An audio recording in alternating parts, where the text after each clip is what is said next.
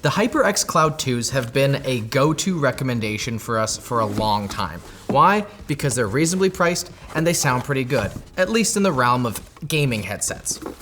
Now, they're doing a very iterative update to the HyperX Cloud IIIs. Before we take a look at these, we will take a look at what's in the box.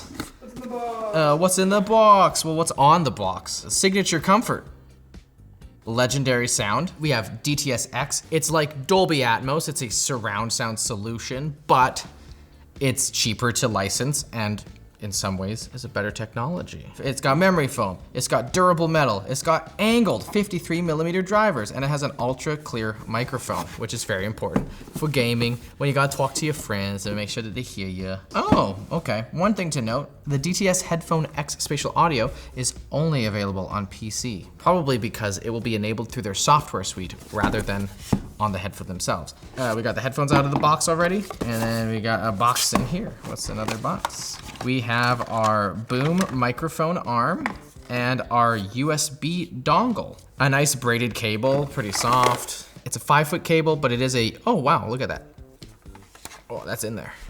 It's a 5-foot USB-C to 3.5mm headphone adapter, and they conveniently include this this little guy. And that's about it. That's all of the stuff that you get. On the headphones themselves, we have another like 5-foot braided cable. Sadly, it's non-removable, which is a big bummer. It just sucks. Why make this adapter when you could just make 2 cables that plug into here? It's nice to be able to replace cables, as they often are some of the first things to go on a headset that you'll have for a long time. Hopefully you'll have these for a long time. The left ear cup, we have the input for your microphone, a mute switch on the back, and on the right ear cup, we have a volume knob. I'm not sure if that's gonna control your system volume or if it will have any other features. It doesn't even press in. That's very simple, very basic. The headband is made of that memory foam that they mentioned on the front, and the ear cups also have memory foam. And we have a full metal headband, as well as these metal arms on the edge that will keep everything nice and sturdy. It seems pretty durable. Perhaps a little weak there. It's a nice pleather texture on here. It is very much still faux leather. Are the ear cups removable? And yes, they are, which is great. There are companies that produce third-party ear cups, so you can replace them if you don't like these ones, or if you want maybe a slightly different sound. And on the inside, we see all of their trade markings and stuff like that. And we can see the drivers themselves, and they're really just, the driver's really just exposed. We got 53mm neodymium drivers, pretty typical for this kind of product segment. These, as you may have noticed, since the cable is not removable, are not wireless headphones, which is totally fine. This is a budget kind of category, and they're pretty squarely focused on being for gaming at home rather than on the go. The ear cups, they have tilt and a very, very slight amount of swivel. The ups and the downs. Oh. It's tough to say if they're super comfortable because I haven't had a chance to wear them for a long time. Now, I don't have a huge head, but I also don't have a small head. I'm upper medium. I'm like within one standard deviation of the mean, but like near that standard deviation.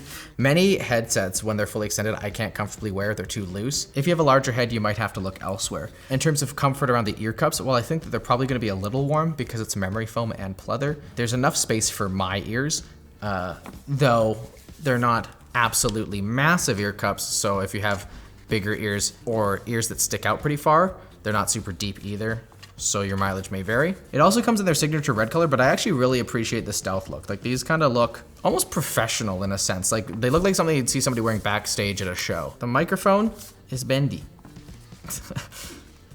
Oh, wow, look at that. Oh. Incredible. We good. It recognized it immediately as the HyperX Cloud IIIs, and you can see that there is no RGB. So if you are a fan of the stealth look, you got a winner, baby. And now we're gonna see how awful their software is. Typically, it's a gaming headset, so the software is gonna be garbage. Sweet, that's how simple it is. It's working, it's functional. That's the smoothest this has ever gone. Yeah, a round of applause. You did the basic thing, I'm proud of you. And I don't want to sound facetious towards HyperX. This was actually a really smooth experience. It just works. You need an account for your headphones? No, there's no account. What? That's crazy. There's no account, it just works. I have the spatial audio. It's gonna be dope. Okay, maybe it's not so good. Oh, driver's almost installed. Restart my computer. While our computer is restarting, let's talk about our sponsor. Thanks to Magic Spoon for sponsoring this video. Most of the cereals you find at your local grocery store are loaded with sugar, not Magic Spoon.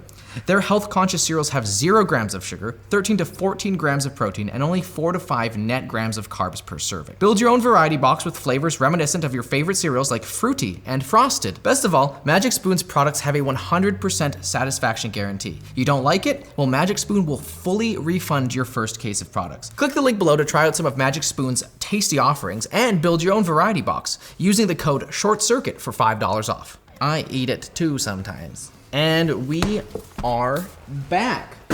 After one quick reboot, we now have the audio device fully installed, allowing us to take advantage of DTX spatial sound, as well as an equalizer that they have in the settings. Oh, look at that. The nice thing about this, God, and the software is actually responsive.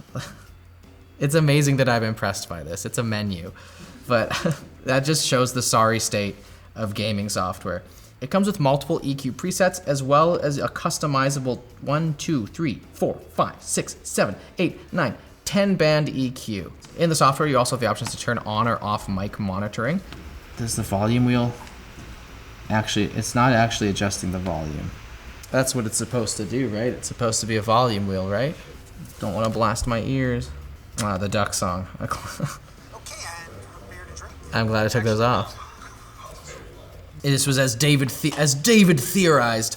This has an independent volume knob. It does not adjust your Windows volume, it adjusts the volume of the headset itself. Okay, now I'm gonna give some listening impressions.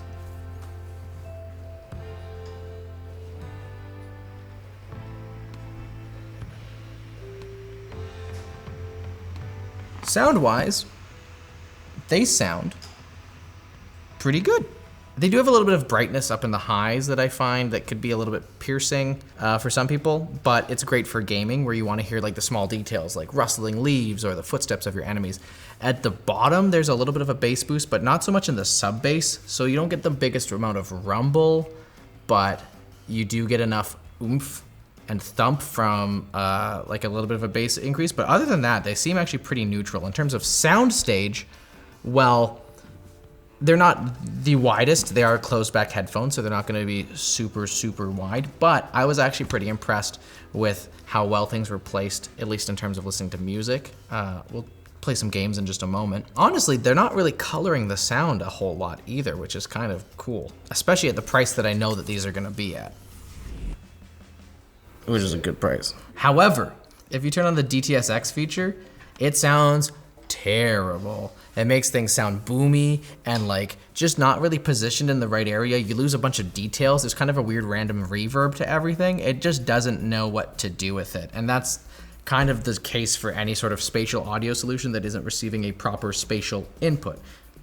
I was just listening to normal stereo tracks, so it was just kind of like really trying hard to place stuff, and it was doing a terrible job. The nice thing is that you also get that EQ in it, so if there's anything that you don't really like about it, you can pretty easily adjust it. Listening to like very complex tracks, the details of instruments and vocals might not always shine through. This isn't exactly the most detail-oriented headphone out there, but I'm still gonna call it pretty good. But what does the robot say? Measuring the headphones on our fake human head, we can see our frequency response curve. The dotted line is our target curve, and the green line is how these measure. Just because something deviates from the target curve doesn't make it bad, but our target curve is designed so that it represents what the majority of people will like in a headphone.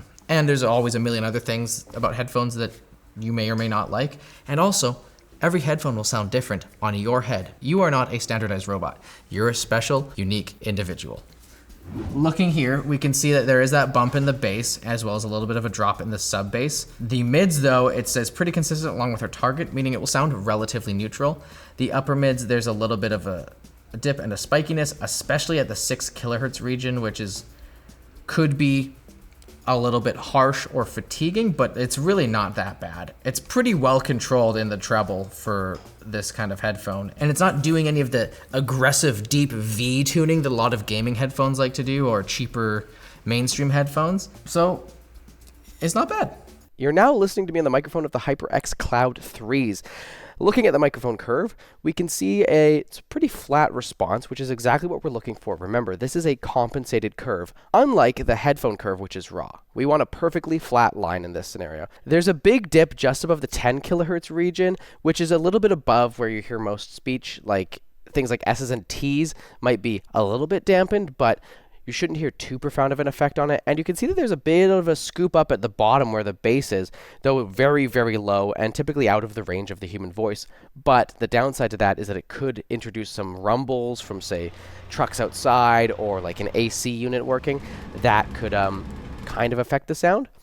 Other than that, it's pretty flat. What do you guys think it sounds like? Oh, and can you hear the keyboard when I'm talking? I'm typing really hard. How does it sound?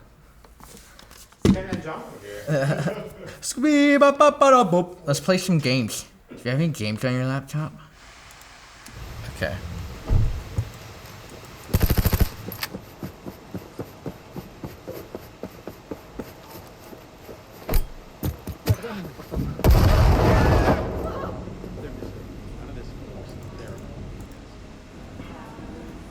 Yeah, okay, so the DTS:X spatial audio thing doesn't happen at the game level, it happens at the driver level. So it's just kind of applying a weird filter to all of the sounds. And running around in Cyberpunk with DTS:X on sounded like a little bit more exciting and spacious, but then I realized that sounds weren't really coming from where they were located. And once I turned off DTS, it actually sounded better.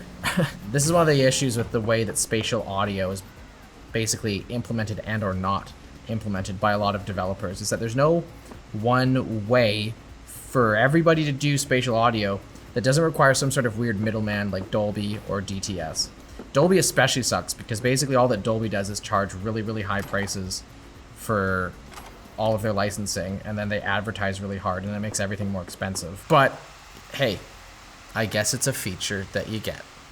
And for the price, which is $100, you're not doing that bad. It's the same as the last price HyperX Cloud IIs, so great, there's been no bump in price, though this is a pretty marginal upgrade from what I've seen with both of them. While I haven't listened to the HyperX Cloud IIs recently, these both look the same, they feel the same, and they don't really offer more features. I mean, even the HyperX Cloud II had that cool neck dongle that allowed you to change the volume and stuff. You don't get any of that here, it's all on the headset.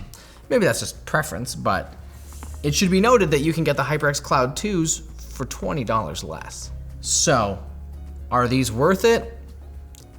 Tough to say. They will be once they stop selling the HyperX Cloud IIs, but there's so many of those out in the world because they're a very popular headset that I don't think you'll have any trouble finding the HyperX Cloud IIs for a long time. I think if you're in the market for a $100 headset, this will not do you wrong. There are some other options like the SteelSeries Arctis Nova 3, or if you want wireless, you can still get some of the Razer Barracudas, which I would recommend avoiding because everything I've heard from Razer sounds like dog do. But if wireless is very important to you, Barracuda might be the way to go. If you like this, why don't you check out that video with the NZXT Relay lineup of products where they had a cool little headphone stand that makes it so that your speakers stop when you put your headphones down. It was pretty cool.